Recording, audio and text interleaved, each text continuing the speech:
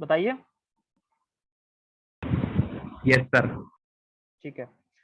अच्छा, मैं ये कह रहा था कि हमारे पास जो मेथड है आईसी स्टैंडर्ड है, उसमें हमने ये देखना है कि हम फॉल्ट कैसे कैलकुलेट कर सकते हैं। तो उसमें दो तीन चीज़ें हैं। एक तो फॉल्ट लोकेशन के ऊपर थेवेनिन इक्विवेलेंट वोल्टेज कैलकुलेट करना है और थेवेनिन इम्पीडेंस कैलकुलेट करना है। And using this simple circuit then we can calculate the our short circuit current. ठीक है, this is our short circuit current.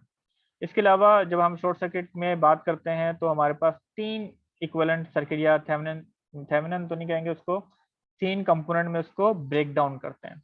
एक कहलाता है पॉजिटिव सीक्वेंस सिस्टम, एक कहलाता है नेगेटिव सीक्वेंस सिस्टम और एक होता है जीरो सीक्वेंस सिस्टम। ठीक है। जो पॉजिटिव सीक्वेंस सिस्टम को आप ऐसे देख लें कि जो हमारा लोड नॉर्मल जो लोड फ्लो सिस्टम है उसी में उसी के इक्विवेलेंट वो क्या कहते हैं, मतलब सिस्टम उसी को रिप्रेजेंट करता है। मींस अगर फॉर एग्जांपल ये मोटर है आपके पास, सिंपल एग्जांपल कर रहा हूँ, अगर यहाँ पे पॉजिटिव सीक्वेंस सप्लाई अप्लाई की जाए, मतलब एसी सिग्नल, ओके, तो ये मोटर की जो नॉर्मल डायरेक्शन अगर ये क्लॉकवाइज डायरेक्शन में रोटेट होनी है तो that will rotate in the clockwise direction. अगर सेम मोटर है और यहाँ पे मैं नेगेटिव सीक्वेंस वोल्टेज जो है अप्लाई कर दूं तो ये क्लॉकवाइज के बजाय एंटी क्लॉकवाइज में रोटेट होना शुरू हो जाएगी। यानी कि जो नेगेटिव सीक्वेंस सिस्टम होता है वो अपोज करता है आपके पॉजिटिव सीक्वेंस सिस्टम को। यानी कि आप इसको इस तरीके से समझ लें कि आपके सिस्टम में जो काउंटर फोर्सेस एग्जैक्ट होंगी against the main force, that is called the negative sequence.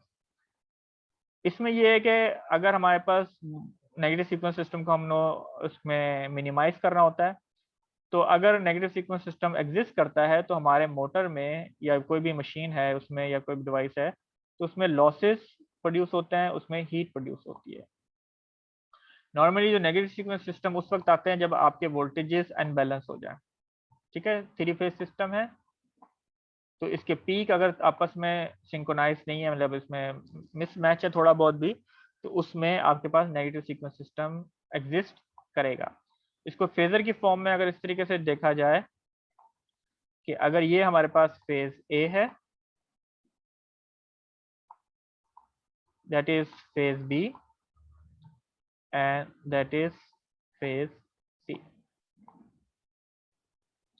ठीक है, तो that is the clockwise direction. लेकिन जब आपका नेगेटिव सिस्टम होता है तो if you have a phase A over here, so phase B would be here and phase C would be here. Okay, so this is represented as the negative sequence system and that is our positive sequence system. Zero sequence system जो होता है वो सिर्फ उस सूरत में flow होता है जब आपका single phase two ground fault अकर हो। ठीक है, यानी कि ग्राउंड के थ्रू जितने भी करंट फ्लो हो रहा है उस सूरत में हमारे पास single zero sequence system exist करेगी। जो सेकंड पॉइंट, ये जो लास्ट पॉइंट यहाँ पे लिखा हुआ है, नॉर्मली जो अगर पैरामीटर की बात करूं तो जो पॉजिटिव सीक्वेंस पैरामीटर होते हैं वो नॉर्मली नेगेटिव सीक्वेंस पैरामीटर के बराबर होते हैं, लेकिन थोड़े से जीरो सीक्वेंस पैरामीटर्स जो हैं वो डिफर कर जाएंगे।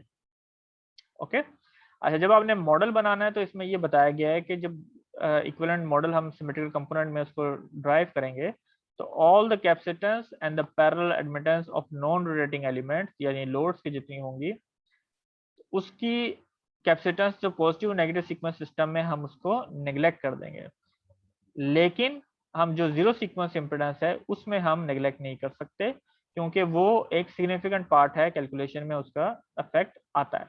यानी कि अगर मैं केबल की बात करूं, केबल का पाई नेटवर्क है, we have two capacitors here. ठीक है, तो अगर पॉजिटिव नेगेटिव सीक्वेंस होगा तो हम इन दोनों चीजों को, दोनों कैपेसिटर्स को इग्नोर कर सकते हैं, लेकिन अगर जीरो सीक्वेंस है तो we must not ignore these capacitors. बात क्लियर है यहां तक?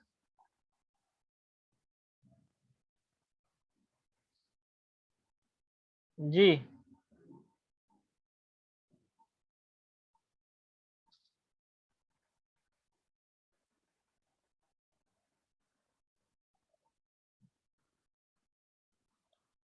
जी मिस सबा, आपको क्लियर है बात? बताइए।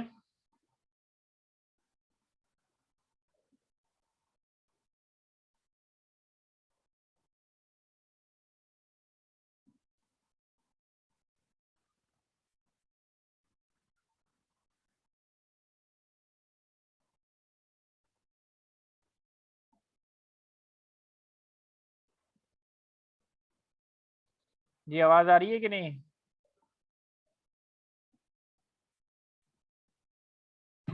आ रही है सर आवाज। तो बताए ना क्या समझ आया अभी तक।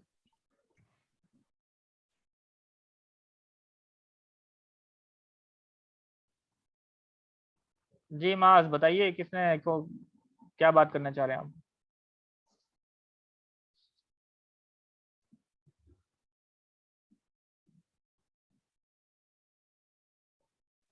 जी मास।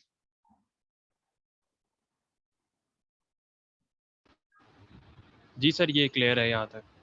असल में मुझे आवाज़ नहीं आ रही थी सर, वो अब आ गई। ठीक है।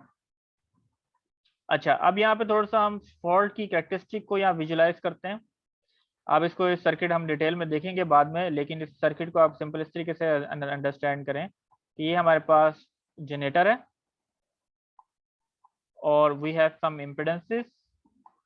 ये इम्पिडेंस हो सकती है internal impedance of the generator plus some circuit like transformer और cable whatever, and we have the fault at this location. मतलब यहाँ पे ये पूरा शॉर्ट सर्किट हो गया। ठीक है।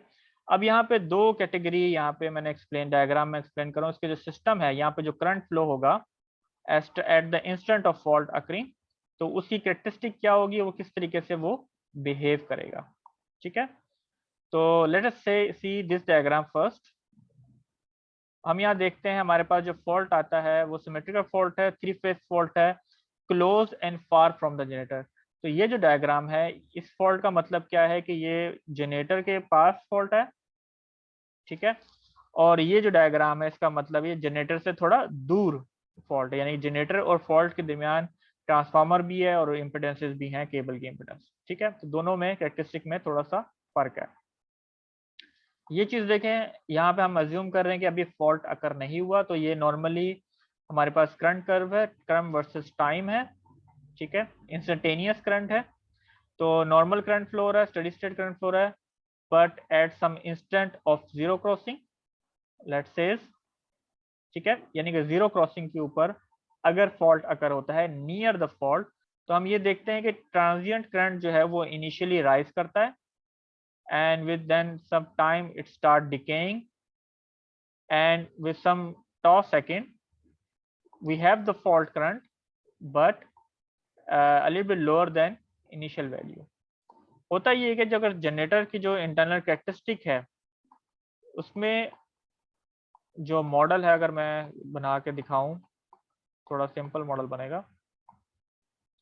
उसमें क्या होता है कि जो इंटरनल जो उसकी मैग्नेटिक फील्ड होती है, जो रोटेटिंग फोर्स या उसकी जो वाइंडिंग में जो प्रोड्यूस एनर्जी प्रोड्यूस होती है due to the fault current, उसमें तीन स्टेजेस आती हैं।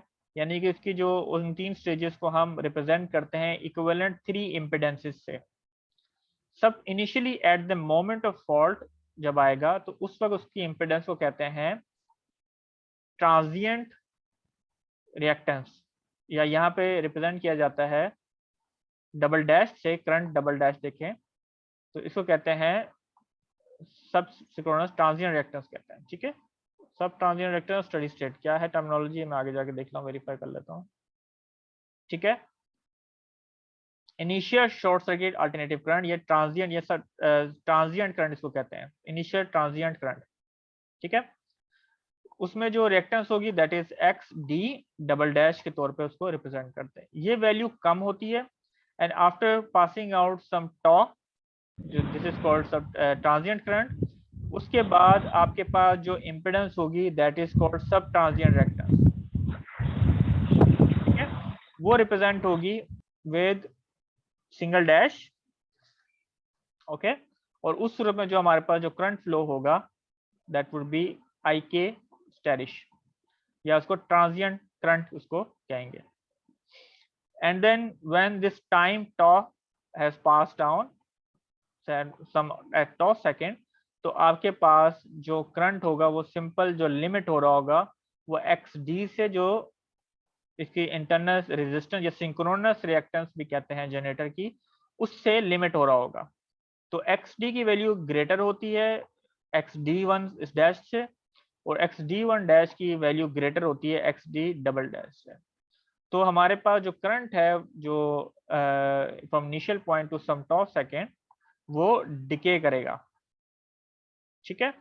लेकिन ये बिहेवियर उस वक्त नजर आएगा जब हमारे पास जो फॉल्ट करंट जो है वो जनरेटर के पास है। लेकिन अगर हमारे पास फॉल्ट जनरेटर से दूर है तो उस सूरत में चूंकि इम्पिडेंसेस डोमिनेट करेंगी ट्रांसफार्मर की और केबल की जनरेटर इम्पिडेंस से, तो ये जो स्मॉल वेरिएशन आती है जनरेटर के अंदर या इसकी इम्पिडेंस वेरी करेगी, वो विजिबल नहीं होगी फॉल्ट लोकेशन के ऊपर, ठीक है।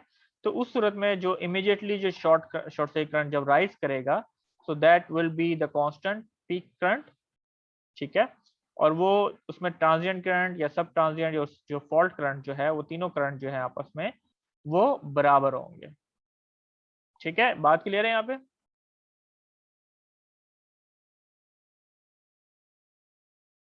तो अगर इसमें ये चीज देखें, अगर हम इस डायग्राम को देखें तो इसमें 3-4 पैरामीटर्स आते हैं। एक तो ये डीसी डिकेइंग कंपोनेंट होता है, ठीक है।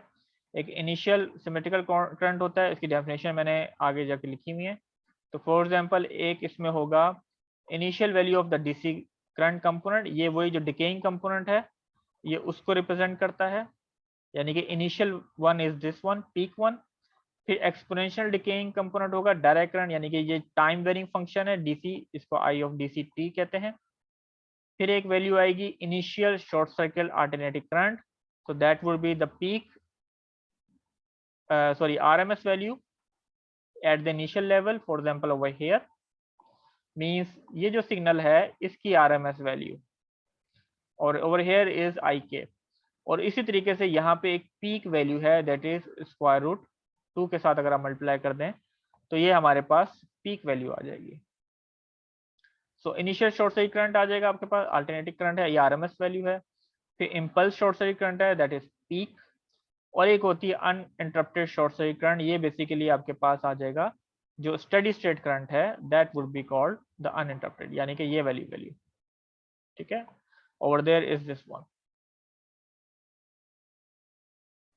अच्छा, पर्पस क्या है इनकी क्वांटिटी का, मकसद क्या है कि interaction between current parameter and mechanical thermal stresses हम फाइंड आउट करते हैं। तो हमारे पास जो IK की वैल्यू है जो अनइंटरप्टेड शॉर्ट सर्किट करंट है ये वाली, उससे हम थर्मल लोडिंग या थर्मल हीटिंग कैलकुलेट करेंगे। और अगर हमारे पास जो इम्पल्स शॉर्ट सर्किट करंट है जो पीक करंट है, उससे हम डायनेमिक लोड्स को कैलकुलेट करते हैं, यानी कि हम किसी भी कंपोनेंट्स के जो डायनेमिक पैरामीटर हैं उसको सिलेक्ट करते हैं बेस्ड ऑन दीज 2 पैरामीटर, ठीक है जी। बात क्लियर है कि कंटिन्यू करना है कि इसको यहाँ पे रोकना है, अगले नेक्स्ट लेक्चर में देखना है? सर यहीं तक रखते हैं। बताएं अभी तक क्या हमने डिस्कस किया है, यहाँ तक क्लियर हुई है बात कि फॉल्ट करंट की कैरेक्टरिस्टिक क्या होती है?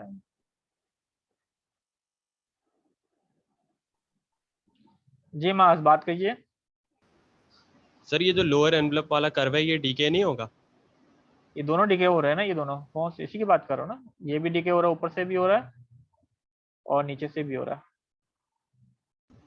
सर इसके बराबर में जो डायग्राम है ये, इसमें नहीं, क्योंकि जी सर। इसमें पीक तो आ ही नहीं रहे ना, इसमें इमीडिएटली आपके पास एक स्टडी स्टेट जो करंट होता है, फॉल्ट होगा ना, फॉल्ट करंट जैसे होगा वो अचीव हो जाएगा, यानी कि इसमें ये वाली स्टेट इमीडिएटली आ जाएगी।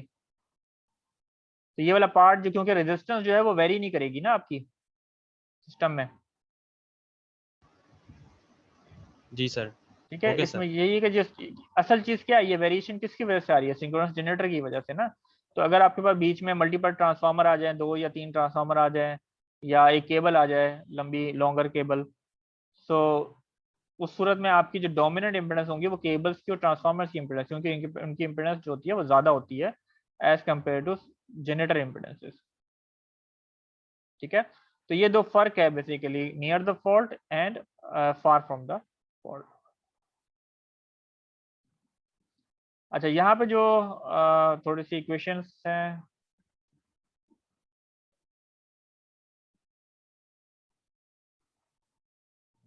सब transient initial current, transient initial current और सिंक्रोनस वेक्टर, ये मैंने आपको बात की, इसमें डेफिनेशन जरा देख लीजिएगा। अभी हम दोबारा आते हैं इसके ऊपर।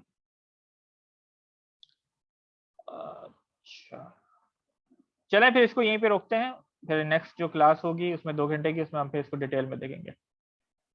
ठीक है।